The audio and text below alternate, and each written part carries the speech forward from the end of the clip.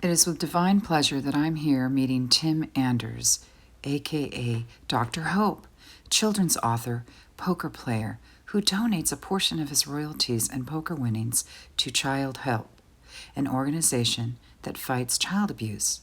In 2005, the San Diego chapter of Child Help awarded him and his wife the For the Love of a Child Award to honor them for their years of commitment in helping victims of child abuse. Enjoy learning more about Tim Anders and his beautiful children's books.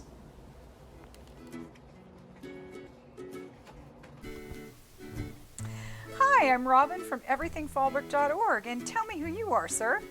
Well, my name is Tim Dr. Hope Anders, and I write children's books under the name of Dr. Hope, J-A-P-D.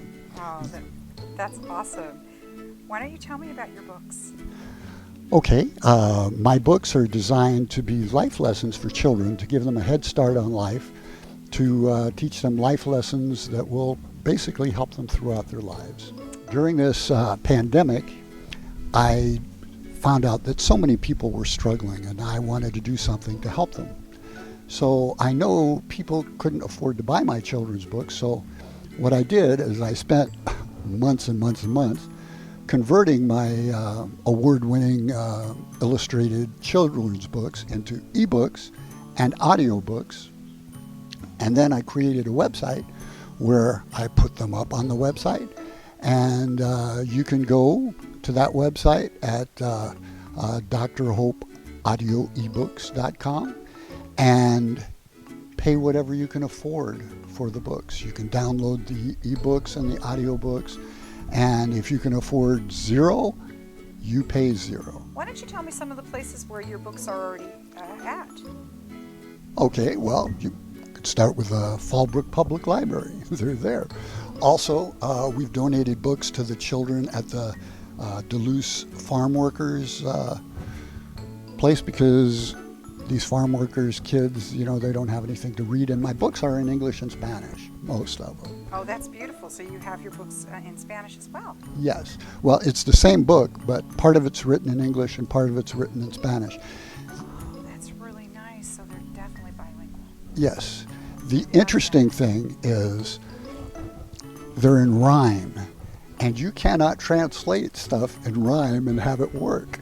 So what we would do is we would take the thought, the message, and do that in rhyme. So it would work in rhyme, even though it's not an exact translation, but it all worked out pretty good. We've donated to Child Help, which is Child Help USA, which is all around the world. We've donated books and money to them. Can you tell me about that organization? Yes, basically it's an organization that helps kids that have experienced child abuse and have been taken away from their abusive parents because of this. And they have set up facilities that take care of these kids, and they have them all over the country and all over the world. And it's a very nice organization. Well, I'll make sure to get some of my books there too. Oh, cool. That's awesome. So now you've had kind of an interesting story, as I had the opportunity to have this lovely lunch with you and Marty, your wife. Absolutely beautiful, by the way. Both of you were what I would call a tall drink of water. So I got to have you sit down here. But yeah, and lunch was lovely, and hearing your story is very fascinating. So why don't you give us a little taste of why you decided to become a children's author? I know you wear many hats, but today we're working on that one. Okay, well, the reason is my mother. My mother was a wonderful person, and she used to tell me stories when I was a little boy, basically life lessons that would help you. They would teach you how the joy in helping others, and to never give up on your dreams, and that you don't have to come in first place to be a winner, and stories like that. So basically, when I grew older, I thought that I would turn those lessons that she taught me as a child, which really helped me a lot, because I had lived in 30 different places before I was done with high school. And it was those lessons that she had taught me really helped me. So I wanted to convey those lessons to children in the best possible way I could. Well, that's really beautiful. So your mom was a big inspiration. Absolutely. So if you're going to share with us one of the most important lessons that your mom taught you, what would that be, Tim? To never give up on your dreams. Be persistent. No matter how many times you may fail at it, learn from your failures and keep trying. Oh, that's beautiful. Brought you to this point. Well, I was born in New York at a very young age. Very young. And my mother was a Broadway actress, and she fell in love with a man that she probably wasn't supposed to fall in love with.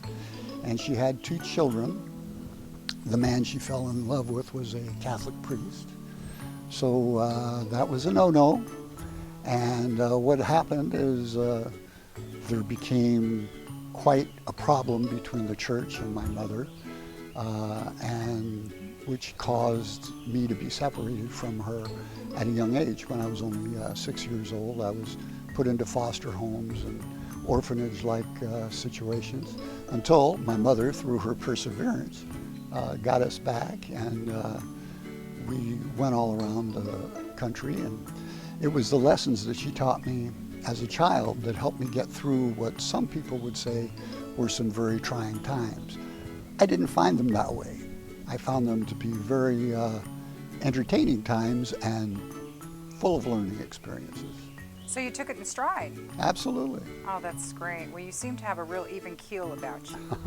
You know, most people that have been experiencing those kinds of traumas wouldn't be able to say it the way you say it. And it's really nice that you're okay with all of that. I wouldn't have it any other way. They were very informative experiences that helped me turn my life into what it is today. I gotta figure, with a life like that, you must have written a book about it. I absolutely did. Could you tell us the title?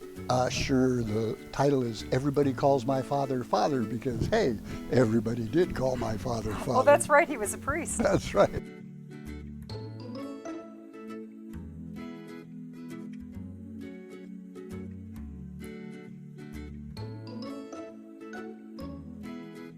On Amazon, you can go to drhope.com and it's there. You can go to everybodycallsmyfatherfather.com and it's there.